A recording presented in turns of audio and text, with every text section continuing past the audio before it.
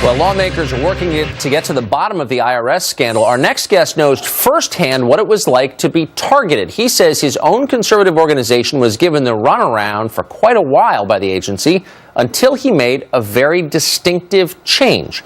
Conservative activist Drew Ryun is with us from Dallas this morning to explain. Drew, thanks for joining us. This is an amazing story. So to sum up, my understanding is you put an application for a group called Media Trackers, which was going to do reporting. It was a conservative group, and the IRS knew it was conservative, and they gave you the runaround. What happened next? That's correct, Tucker. In fact, we had applied for nonprofit status for Media Trackers in July of 2011. And the whole idea behind Media Trackers is we're an investigative, nonpartisan research outfit. We go in, we call balls and strikes on both sides of the aisle. But after a year of going through this process, in fact, we were proactive. We went to the IRS and said, hey, you have now had our application for 8 months. We've heard nothing from you. Any questions that you need answered? And oddly enough, our application went through the Cincinnati IRS office. And our case agent was a guy named Stephen Siak, who's appeared in the news as one of these rogue IRS agents.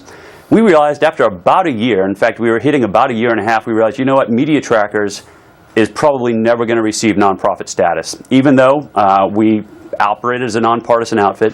What we did is we had the opportunity to take over a nonprofit called Greenhouse Solutions that was ending its determination period, which every nonprofit goes through. You get initial status, and then 5 years later you can apply for permanent status.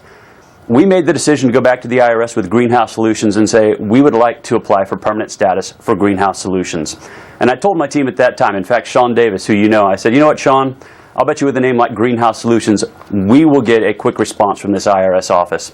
And you know what? Within 3 weeks, Greenhouse Solutions received permanent nonprofit status. Now, I will say two things. One, Greenhouse Solutions had been a nonprofit. It had received C3 status.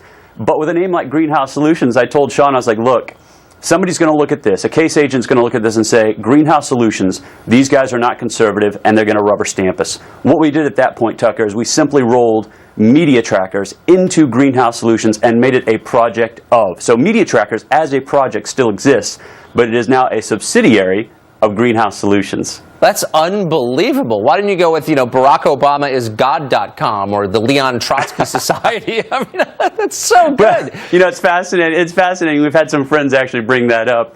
It was one of those things where it had actually been the name Greenhouse Solutions for 3 or 4 years. So it was not anything that we just decided to change the name at the last minute. I just was aware of the fact that Greenhouse Solutions is not exactly a conservative name, and no, it's it is not. worked well for us. And here I'm laughing at the perversity of it all, but this is your federal government that you and I and all the rest of us pay for, and the idea that they would be discriminating on that basis, that they would be trying to crush dissent, is outrageous. Did you complain about this to anyone? I mean, clearly you knew, you basically had evidence that there was bias going on. Did you tell anyone? Not only did we know that there was evidence that there was bias, but yes, we continued to go back to the IRS and say, what is the holdup? In the process of going back to the IRS, and even recently as it's become even more of a story, we have gone back and started looking at our Google Analytics on the Media Tracker sites.